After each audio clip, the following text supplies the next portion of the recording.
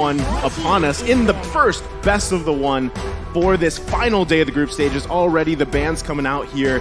It's going to be S11 Gaming taking out that Valentina, who we see constantly either banned or picked out. The Glue, which we know a lot of people, they have special feelings about. And on the other side, we've got the Fanny and the Wan band. It's still just standard bans, right? These are the prio heroes currently. The only unique ban is, surprisingly enough, the Valentina, because right now we're seeing a lot of Valentina get left open. Yeah. And still seeing mixed results. Not super successful, but not bad at all. Glue, however, has been banned a lot, has been played sometimes too, has never been let go in the draft at all, but it's actually sitting at a negative win rate, which is interesting, right? Because we all said that Glue's broken, Glue's broken, Glue's broken, but because it's really good, a lot of teams maybe overestimate it, force pick it, and we've seen that results haven't really been too good. Maybe they use it and try to overcompensate for a bit of a disadvantage in their drafting phase. Right now, Yves as well as Carry, two very solid heroes, has been banned out as well. S11 with a very quick pick onto that Joy, very mobile, very dangerous with good clear in the lane, an all-around very solid hero, but it depends on which lane, which position does this Joy go to. In the XP lane, with the Vengeance, I think it's just so much better. I was just going to ask you that, Rashi. You know, this has been, I feel like, a debate here on the caster desk so far up to day 4. Where does Joy fit? Where does she shine the most? And it's still, I feel like it is still up to debate up to this point. But on the flip side, we have RRQ Akira locking in another pretty well-picked hero, Kaja, because of just the Divine Judgment pick-off potential. And then, of course, we're going to see Fredrin here. The biggest thing, though, is Fredrin still allowing that flexibility. You still don't know. Is he going in the side lane? Is he going in the jungle? Same thing that you can say, again, about Joy here. Technically, the Kaja is also still flex, right? We still don't know, right? Jungle Kaja. Roam, jungle could still work. XP not so much, but yeah, the Fredrin and the Kaja, two solid picks, not just in their lanes, but even just the flexible potential of these two heroes. On the other side though, Joy hasn't found a lot of success too. It's been prio, it's been banned out and picked every single time, but the results have been really bad for the Joy. S11 Gaming though, they're doubling down on that early aggression that we mentioned, picking up a Cho and the Kadira mid-control. That's the name of the game for the Argentinians. I thought that RRQ Akira was going to go very aggressive with the crowd control, right, from Fredrin and Kaja, but S11, they want to contest that with a Kadira pick, and usually we have seen that the Kadira can be flexed out, but for the most part, it's always in the roam position. So we'll see if S11 can surprise us and maybe use this Cho as a bit more of a wild card as well. I would love if RRQ Akira locks in another flexible pick, because still, for both teams in the first phase of the draft. Question mark? Yeah, it's literally a huge question mark. Where are these people going, aside maybe from the Kadita, like you said, right? Because Cho has also been in the jungle. Joy has been in the jungle, right? So there leaves that, just again, that huge question mark on the table. The next pick, though, this one we know where it's going, right into the gold lane. The Beatrix is locked in. You think? No, okay, Jungle Beatrix. You're calling a mid-lane Beatrix? Well, we did see that before, right? Before it got nerfed, before all the changes towards Beatrix, but now I think we have to agree, right? There's no way that this gets flexed. The Beatrix doesn't really do well in the mid lane, especially up against these two monsters in Kadita and Cho. But a question for you too, Arashi. Beatrix, same thing. Win rate, not good at all. It's abysmal win rate. What do you think?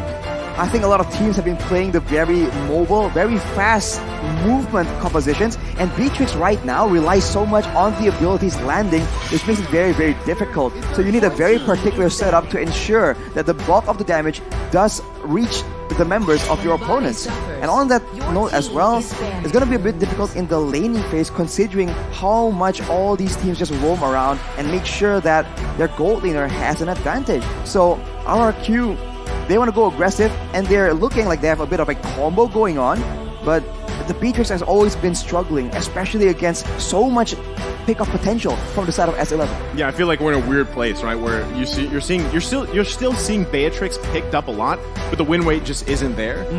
But you know, obviously these teams spent a lot of time practicing. We saw a lot of Beatrix 1-1 previously, right, throughout the year and everything. So we'll see again how you utilize that gold lane, because honestly, it's not always about the gold lane in these matchups, which we're seeing here. And I also love that Benedetta band coming out from S11 because of just the massive game that we saw Kakashi have, and even in that versus, you saw the signature pick was actually the Terizla there, right?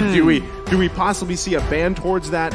Is it possible that that comes out here, or is he actually going to be playing the Fredrin? I mean, that's the biggest question, where exactly Takashi's going. See, that's why the flex picks are just so good in the first phase, right? It really makes the opponents think. And S11, they're going to have to go for a ban towards the XP. Not the Terizla, but it's the hero with the initial T. It's the Tamiz in the XP that's going to be banned out, right? We haven't seen a lot of Tamiz. I think it's just White Chicken, man. It's just white, right? It's just white. Yeah, that was a very impressive game from Fried Chicken, though. Yeah. Maybe S11, that is what they want to avoid, right? They want to go for pickoffs, but if they're up against a very solid EXP laner that can go up against multiple members at the same time, then that will actually throw a wrench into their macro setups. So I think it's a smart move, but RRQ Akira, they have a lot more options here still. They can go for that Lolita that's still available, and that is a hero that Luis has shown to be playing so well. Mid lane. Yeah, I mean, we're going to get our answer in Paramis, just a couple Lunox? seconds. Lunox. Okay, Lunox, right? Who we've seen pop up 3 times up to this point, has had a pretty good performance. Really good, yeah. Really good. Really good. But mostly in the gold lane. Mostly in the gold lane, right? But so that's not happening here. So Unless. unless. Unless. But I think it's highly doubtful here with the Matrix. But S11 Gaming, I mean, what do they want to take into the gold lane here specifically? And then still, in just a couple seconds, we will find out, is this Joy still going in that jungle? Could it be the Cho here? Now, having the Kadita locked in with that burst potential, you do have a great option to burst someone down from RRQ Akira, but you got to utilize it, and that is the Irithil locked in for the gold lane. Oh man, Irithel just hasn't been too solid here in M4, the meta currently, but I do like the Grok pick, right? It really stops the momentum that RRQ Akira has, stops them from engaging, and hey, it's also a solid initiation tool. Let me ask you something. Go ahead. Weapon Master Grok or High and Dry Grok? It depends if he's a roamer or the XP now, right? Because Exactly. Cho can still go The to Cho XP. can still, yeah. I think the Grok's gonna go to roam position. Looking at the games that, well, yesterday's games, High and Dry, Weapon Mastery, I am biased towards Weapon Mastery, Yeah. right? The damage that Alien was doing was unreal, and you scale to the later stage of the game. So I think it'll definitely help him up against this kind of composition, which is quite squishy. If you want to look for that one shot, sure, just go for the Weapon Mastery, wait for those items, and then go. But the smartest pick is another, just such a solid choice for RRQ Akira up against so much CC. It's going to cancel out everything. Yeah, I like it. We've seen now both team compositions here. Arashi, any final thoughts on the team composition you like the most? I feel like both teams are just so aggressive, but I feel like for RRQ Akira, they have a bit more tools to work around with, a bit more crowd control immunity that will allow them to be a lot more dominant in the vision contesting. So I believe they have a bit of an edge here, but as you mentioned, both teams, they just seem very intent on just diving towards each other.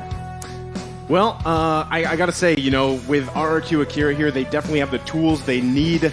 But I think the biggest thing, again, is that Marches pick, right? How do you utilize that? You're going to be able to dodge a lot of CC here. And then can you also utilize the Kaja pick? Because we've seen games where that struggled as well. But that's going to be it for the draft as we load up into the Land of Dawn. Ladies and gentlemen, the last day of the group stages.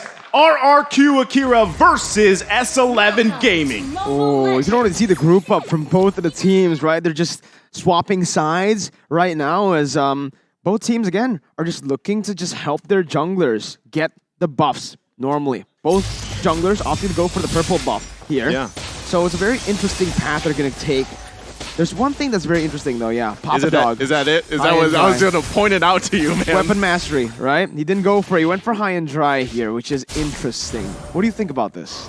It means that he is going for a lot of 1v1 damage coming in, but of course on the side of RRQ Akira, they also actually went for the Martis in the EXP lane instead. So both teams, again, going to be very aggressive, but I do think that as far as wave clear goes, RRQ Akira has a bit of a lead with the Beatrix, with the Lunox, as well as the Martis. So I think in the early game, that kind of speed and how you can rotate will be critical in deciding who arrives to the fights first. See, this is why it's so interesting with drafts, because both teams super flex, right? We didn't, initially we were like, where's Joy going? She goes in the jungle, okay. Then you have the Kadita in the mid lane, not roaming. You have the Cho on the roam. And on the other side, same thing. You actually have the Fredrin in the jungle, right? Doing that. And then it was the Martiz, who we have seen in the jungle as well often, but he's in the hands of Takashi here. And that matchup alone, Takashi versus Papa Dog, I feel like it's going to be tough for Takashi to get a kill here, whereas Papa Dog could possibly get an early one if he is able to utilize that high and dry emblem. And you can see the team focusing on the bottom side. Already right early on, Takashi though, on the Martis. That's why they actually opted to put the Martis in the XP lane instead of the jungle. And instead, they went for Fredrin in the jungle, which is, again, a weird style, because usually we do see the Fredrin get placed into the XP. But now King is already rotating towards that turtle side, going up against Papa Dog, Jawton, and Erwin. As Erwin jumps in with Way of the Dragon, able to actually bring King all the way back. When Takashi looks for a steal, the Divine Judgment comes in onto Jawton, but it's still going to be S11 who takes the turtle. Both teams disengaging, and S11 walk out with the favorable trade. No one gets taken out, but that is a very quick maneuver from S11, and I thought that RRQ Akira were the ones that were going to put a trigger, because if you look at the composition, they have a lot more burst damage they can play around with, whereas for S11, they have a lot more outplay potential, but it seems like they are the ones that will be picking up first blood. First blood by S11 and Chan. This is what we said in the keys to victory. He needs to start popping off. Yeah. Picks the Kadita, flashy hero, does it. Erwin, with the way the Dragon and the Jikundo, brings King back, and that might just be a kill. King can't dash away. Sagan tries to look for some compensation, but it is not enough just yet. S11 off to a great start here. And yes, like you mentioned, right, Kadita, if you can get these early kills, you've got that last worship here. You also have the Petrify, which again has been debated. You know, do you run with the Flicker? Do you have the Petrify? Obviously, a lot of more people would opt for the Petrify for that combination to get out one member from RRQ Akira. But already, is there anything that sticks out to your eye here, Arashi, for the emblems? Of course, we talked about the high-end dry already, but we can see actually in the mid lane though, a play happens to interrupt the analysis yet again. This is gonna be a spicy one, boys. They just don't like you, Arashi. They don't want you to talk, bro. I understand. Okay, you understand, right? But Erwin has just been massive here. I mean, I feel like at this point, most Cho games that we've seen have been very valuable, right? Whichever team decides to go with this hero. And it works so well in the roam because, again, you're able to just allow Jotun to go ahead and farm up, right? You don't really have to worry about too much, and then you come and contest those objectives. The next turtle come up here in just a couple seconds. He's going to be in the right situation, but Papa Dog. Ooh, almost getting solo killed by Takashi. And again, this Martis in the XP lane in the matchup up against the Grok is working really well, as Louise is going to be able to find a Divine Judgment. That's the Bennett's Rage coming in as well, as Erwin is able to find the way the Dragon onto Louise. Who gets the turtle? It's Chan who takes it and secures it for his team. Both roamers falling, but again, S11 walk out with the better trade. That's a collateral turtle take from Chan with the rough waves. And S11, they're just doing so much better at abusing the fact that RRQ wants to group together and go for that dive in, because then they group up for that big combo, and later on Papa Dog will be in the mix as well. So RRQ, they need to try and spread out a bit, because in the early game at least, they don't really match that burst damage from the Kadita, so they have to wait for some items to come in for that Bandit's Rage like earlier to actually decimate the HP bars of S11. Man, right now, Chan is just, the value on this pick is massive for S11 here. And now the focus on the top side. They're actually going to back off, though. The whole team, both squads here, but Erwin. Almost. Just looking for it, right? Doesn't have the flicker just yet, so he actually stops right there.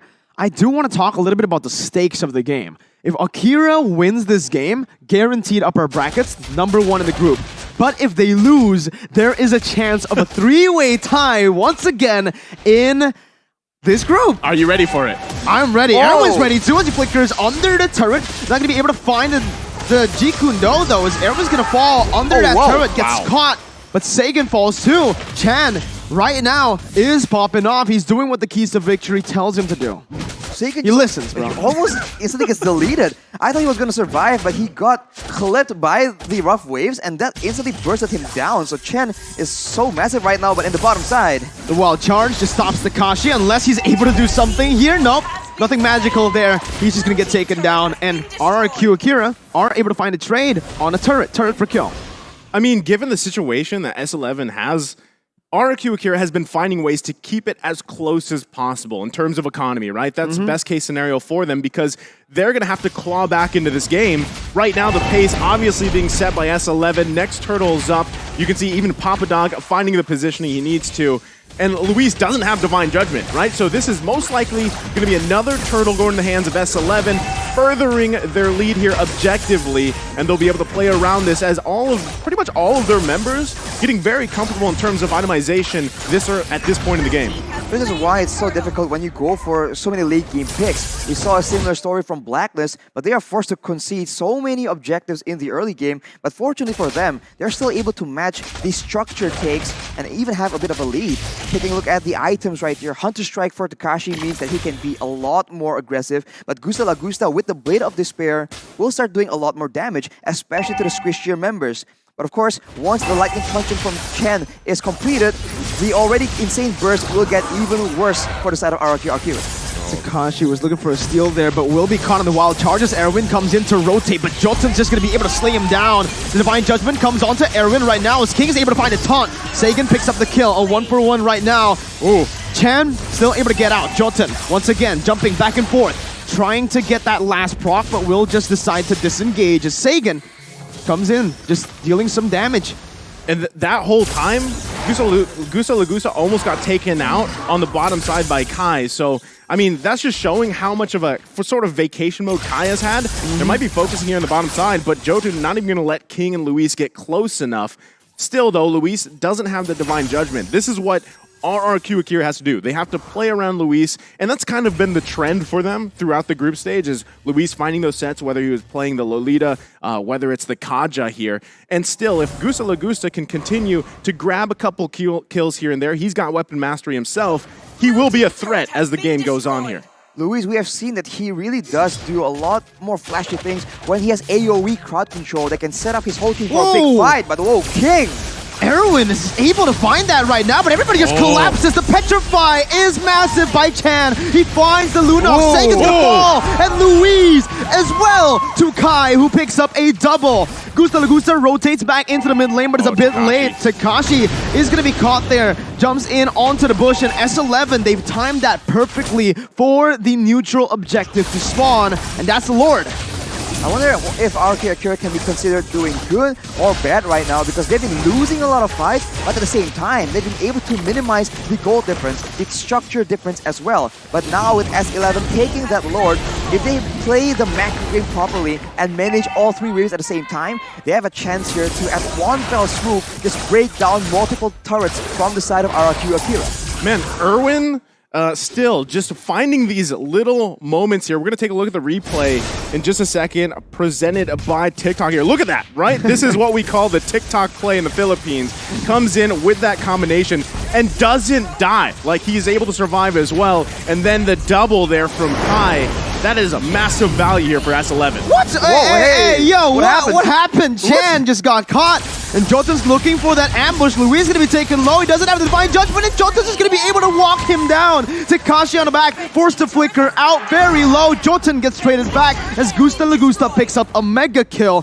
But man, it's just action everywhere, and they don't stop. They're still going. Sagan comes in with Wild Charge, will cancel that damage out. Erwin jumps in, now bringing him back with Wader's Dragon. As Kai is going to be able to actually deal the damage back onto him. But Gusta and King traded back once again, and it's a shutdown over to Gusta.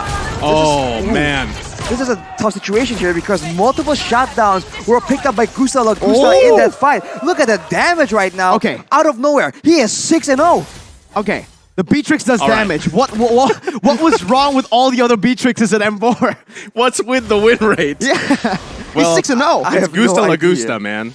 He's 6-0. He has the weapon mastery. And just a couple minutes ago, we were like, at one point, Gusta Lagusta, if he can continue to farm up, he is going to be a threat. And this is now. Now we're here, right? This is exactly what we're seeing. They get some more space on the map that they need. They even out the turret situation. But still, S11 is not out of this, right? They still do have quite a bit of control. They've got setups here. But Erwin, at this point, has to be much more careful in the way that he approaches these. And the same thing, Luis, now that he has Divine Judgment, he's feeling a little bit more confident, especially with Gusta Lagusta popping off at this point. He could find a setup that he wants, and then that's an immediate -1 for S11. It's going to be way harder for S11 to pull off their composition in the later stage of the game, right? They need to use their burst really efficiently towards that back line, and it's Sagan and Gusta. Thing is, Sagan can go invulnerable, and Gusta, the longer the game goes, will have some defensive items, will be a bit harder to catch. Meanwhile, for S11, most of them are open, and most of them can't really, take the prolonged fights here. It's just Kai, but just as I say it, again, Gusta, Lagusta, he's dealing a lot towards Papadog on that high and dry. See, that's the thing. As we just said, Luis will pull those into Gusta Lagusta, find a kill, but Chan, though... Chan still has the rough waves. Is going to be able to get out of that one. A good snipe over just to poke Erwin down.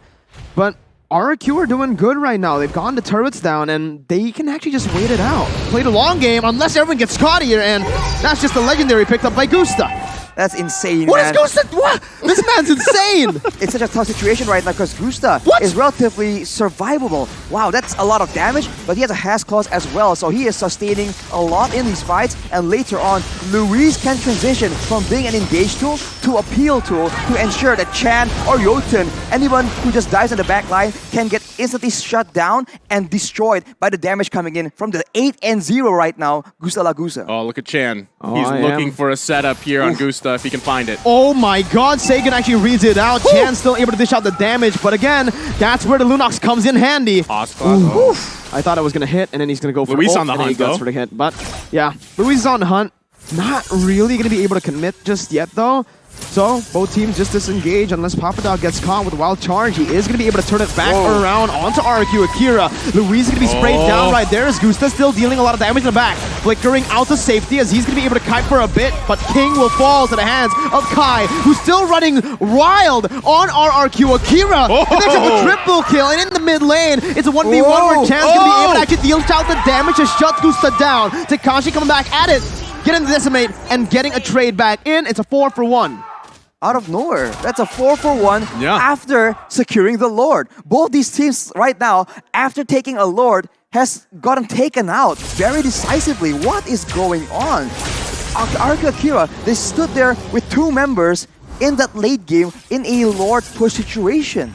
I mean, now we've been talking about Gusta Lagusta, and Kai has heard it, and he's like, what about me, right? He's 7-1 and 3, just had a massive play there. So either way, this game can be anybody's game. S11 still in a good position, and a lot of it still. It's the same thing mirrored across these two team compositions. Who gets that pick off? Who finds a person out of their team? I mean, if it's Papadog, great, right? If he can get someone from RRQ Akira out of here, and that target is most likely probably going to be Takashi, as we see him trying to focus on these side lane pushes a little bit. But still, as we're about a little over a minute away from that next Lord, it is going to be a crucial to who has the numbers advantage leading up to that objective. But taking a look at the items, how are things going here, Arashi? A Cursed Helmet and an Oracle for Jotun in the jungle. This is a bit of a hybrid build. He wants to do some damage. He needs to have enough to threaten the backline, but still be tanky enough to survive these big crazy fights. As I'm analyzing, the fight breaks open again, Mirko. That Divine Judgment was massive, finds the member, but Chan's gonna be able to trade it back onto Sagan, onto Gusta. Kai is still dashing away. Kai is the way of the dragon, brings King back, locks him down for Jotun to deal the damage back in. Erwin with the Jikundo knocks him up. It's an upset in the making once again, as it's another 4-for-1. Can they actually push into the base here? It's only They Luis. There's more than 20 seconds. They're going in. Erwin with a flicker combo and the Jeep Kundo. The mini-wave needs to be cleared out. Luis is trying his best to actually buy some time. 5 seconds onto the Lunox right now. That's going to be Luis jumping in again. And that's S11 Gaming pulling another stop to upset the odds. RRQ Akira is down. Their 33 consecutive wins have been shut down by S11. That is such a crazy situation here. The fight is so dynamic, they don't really know what's going on. But S11, with the superior burst, with the more dangerous pick of potential going towards Gusta Lagusta, they're able to make it work.